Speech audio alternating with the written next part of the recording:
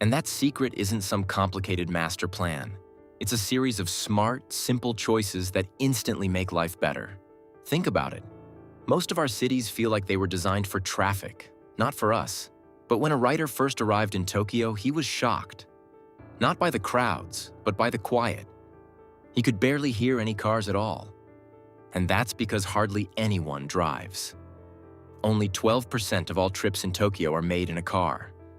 It's actually more common to see someone on a bike. Meanwhile, an incredible 30 million people ride the train there. Every single day.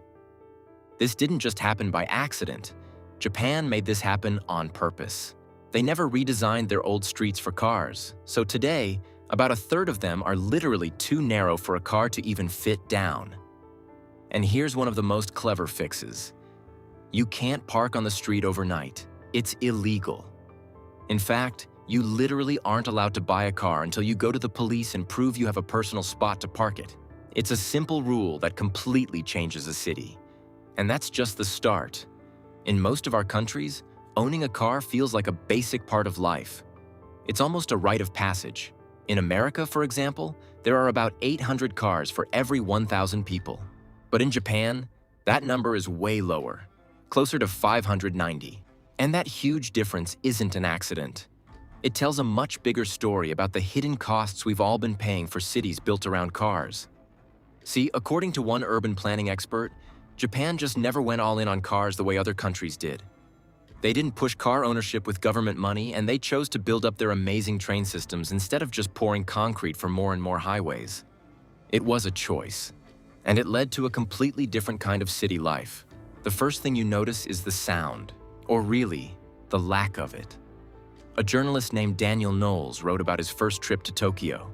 He was expecting this overwhelming, noisy megacity, but instead, it was weirdly calm. He said it took him a minute to figure out why. There was just no traffic noise, no honking, no roaring engines, not even that constant hum of tires on pavement. And the reason is simple. There are barely any cars. That quiet isn't some kind of magic. It's what happens when a city decides that people are more important than traffic. For most of us, that constant background noise of cars is just normal. We've gotten so used to the stress, the congestion, and the noise that we don't even question it. We've been taught to accept that this is just the price of living in a modern city.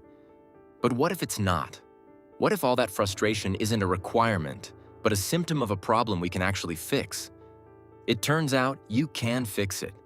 And the story of how Japan did it is a masterclass in making smart, long-term choices. It all goes back to a huge decision they made right after the war.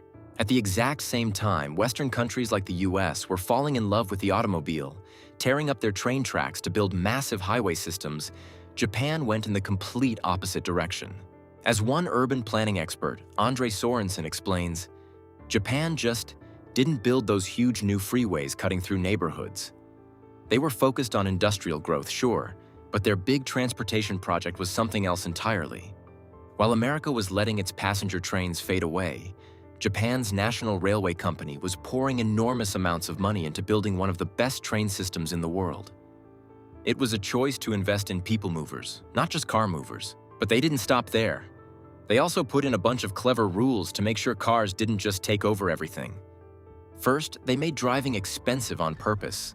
Japan's expressway tolls are some of the highest on the planet. Driving long distances just isn't the cheap and easy option. Then they tackled the biggest headache of all: parking. Way back in 1957, they passed a nationwide law that made it illegal to park your car on the street overnight, anywhere. And this led to the most brilliant rule of all: the garage certificate. In Japan, you literally cannot buy a car unless you can first prove to the police that you have your own dedicated off-street parking spot for it. Think about that for a second. No car dealer will sell you a car until you have a piece of paper that says you have a place to put it. This one simple rule instantly stops cities from getting clogged with parked cars. So what does all of this add up to? Well, today, Tokyo has the most used public transit system in the world. An incredible 30 million people ride the train there every single day. In a megacity of 37 million people, only 12% of all trips are taken by car. In fact, more people get around by bicycle. 17% of trips in Tokyo are done on a bike, and this is all reflected in car ownership. Even though Japan is the home of Toyota and Nissan, the average household in Tokyo owns just 0.32 cars. That's not an accident. It's the result of decades of smart decisions that chose walkability over highways and community over congestion. So what does a city that's not built around the car actually feel like? Well, when one journalist first arrived in Tokyo, he was expecting a loud, chaotic megacity. But what he found was a futuristic village. It was shockingly quiet. The reason? There was almost no traffic. And this quiet isn't an accident. It's the direct result of those clever rules that make owning a car a real commitment. That nationwide ban on parking on the street overnight? If you break it, you're not just getting a small ticket. You could face a fine of around $1,700. That one rule instantly clears the roads. But here's where it gets even smarter. The design of the city itself helps enforce the rules. An incredible 86% of streets in Japan are physically too narrow for a car to stop without blocking everyone behind it. Think about that. The streets are literally built to keep traffic moving, not to be used as free storage for private vehicles. It proved, without a doubt, that if you give people safe, walkable spaces, they will come out in huge numbers to enjoy them. The idea was so successful that in other cities like Sendai and Yokohama, these temporary weekend closures eventually became permanent. They took the cars out for good. This is the same logic behind Japan's famous Shotengai. Those traditional, covered shopping streets you see everywhere. They are vibrant, thriving centers of community precisely because they are designed for people on foot, not for people in cars. Making cities for people, not cars, changes everything about living there. A journalist named Daniel Knowles was shocked by how calm and quiet Tokyo felt, even though it's huge. He realized it was because there were hardly any cars. This peaceful vibe even made Monocle magazine call Tokyo the best city to live in. They said it's amazing how a giant city can still feel so calm. It just shows. When cities are built for people, they're better, less stressful places to be, no matter their size. Back in 1970, when Tokyo first tried its pedestrian paradise idea, closing streets to cars for people, it was a huge hit right away.